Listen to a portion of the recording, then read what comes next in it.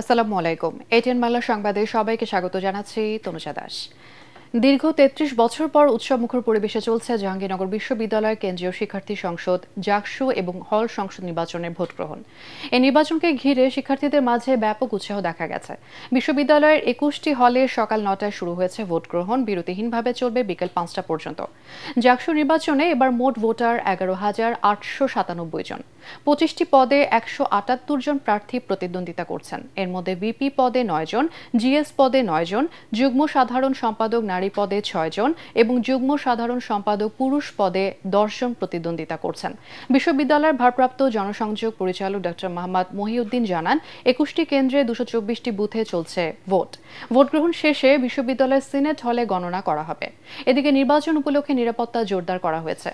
Police, BGB এবং answer বাহিনী মোতায়েন রয়েছে ক্যাম্পাস জুড়ে। হল ক্যান্টিন ছাড়া বন্ধ রয়েছে বিশ্ববিদ্যালয়ের সব ভাসমান দোকানপাট। সেই সঙ্গে শুক্রবার বেলা ১২টা পর্যন্ত বহিরাগতদের প্রবেশে নিষেধাজ্ঞা জারি করেছে প্রশাসন। পরিচয়পত্র দেখিয়ে বিশ্ববিদ্যালয়ে প্রবেশ করতে পারবেন শিক্ষক, শিক্ষার্থী, কর্মকর্তা এবং কর্মচারীরা।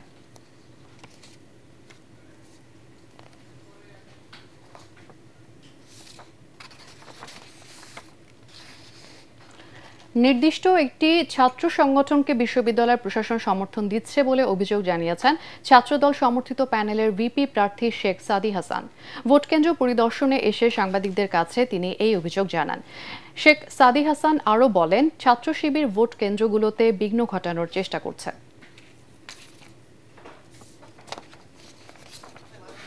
প্রশাসনের বিভিন্ন জায়গাতে বিভিন্ন অসঙ্গতি এবং গাফিলতি একই সাথে তাদের মনে হয় স্বজনপ্রীতি লক্ষ্য করেছি।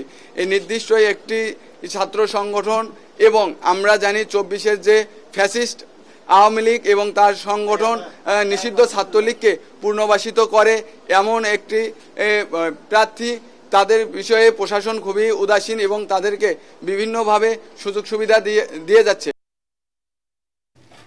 অন্যদিকে ভোটকে প্রভাবিত করতে একটি ছাত্র সংগঠনের সাবেক শিক্ষার্থীরা ক্যাম্পাসে অবস্থান করছে বলে অভিযোগ করেছেন ছাত্র শিবির সমর্থিত সমন্বিত শিক্ষার্থী জোটের ভিপি প্রার্থী মোহাম্মদ আরিফুল্লাহ। তিনি শঙ্কা জানিয়ে বলেন, এই বিষয়ে বিশ্ববিদ্যালয়ের প্রশাসনকে বারবার জানিয়েও কোনো প্রতিকার হয়নি।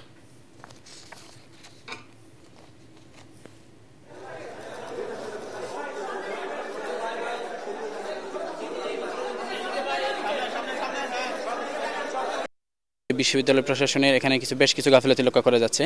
বিশ্ববিদ্যালয় প্রশাসন বলেছিলেন আজকে সকাল ৬টা থেকে কোনো ধরনের সাবেক শিক্ষার্থী বা প্রাক্তন শিক্ষার্থীরা ক্যাম্পাসে অবস্থান করতে পারবেন না। যদি পাওয়া যায় তাদেরকে ফৌজদারি আইনে গ্রেফতার করা হবে। কিন্তু এখন পর্যন্ত বেশ কয়েকজনকে আমরা সাবেক শিক্ষার্থীদের দেখতে পাচ্ছি। আমরা বিশ্ববিদ্যালয় নির্বাচন কমিশনকে জানিয়েছি বেশ কিছুক্ষণ আগেই, কিন্তু এখন পর্যন্ত কার্যত কোনো পদক্ষেপ নেয়নি। এখন প্রক্টোরিয়াল টিম বলেন বা নির্বাচন কমিশনের কেউ এখানে আসেনি এবং কোনো খোঁজখবরে দেখতে পাচ্ছি না। দর্শক, জাহাঙ্গীরনগর বিশ্ববিদ্যালয়ের বিভিন্ন ভোট কেন্দ্রের খবর রাখছেন আমাদের সহকর্মী মুশফিকুর রহমান। কথা বলছি তার সাথে। মুশফিক, আপনি তো সকাল থেকে বিভিন্ন ভোট কেন্দ্র ঘুরে দেখছেন, তো এখন কেমন দেখছেন ভোটের পরিবেশ? এবং সেই সাথে আরো জানাবেন, এত বছর পর জাকসু এবং হল সংসদ নির্বাচন অনুষ্ঠিত হচ্ছে, তো এটা নিয়ে ভোট দিতে আসা শিক্ষার্থীদের মধ্যে আলাদা কোনো উচ্ছ্বাস বা উদ্দীপনা দেখতে পাচ্ছেন কিনা?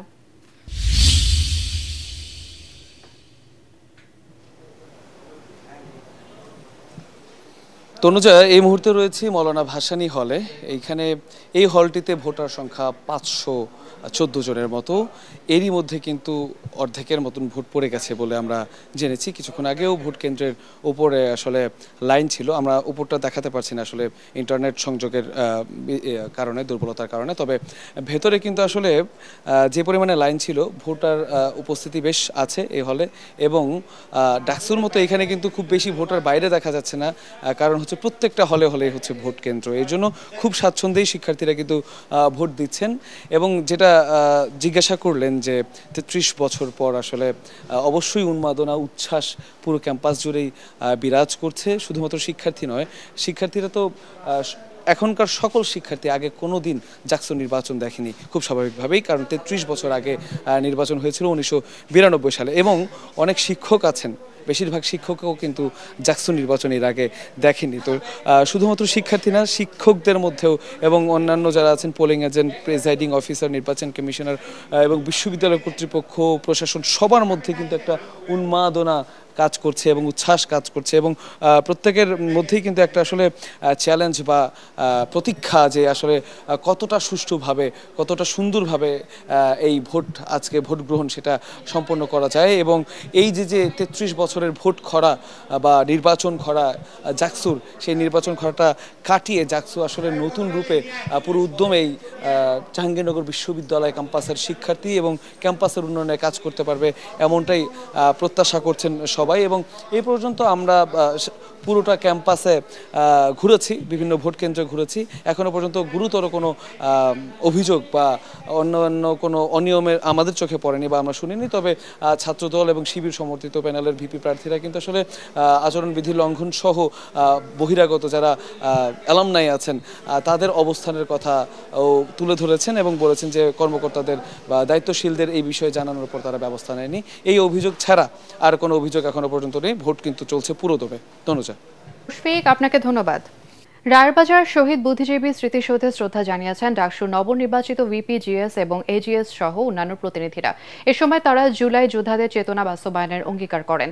একই সাথে ১৯৭১ সালে মহান মুক্তিযুদ্ধের শহীদদেরও স্মরণ করেন ডাকসুর নবনির্বাচিত প্রতিনিধিরা।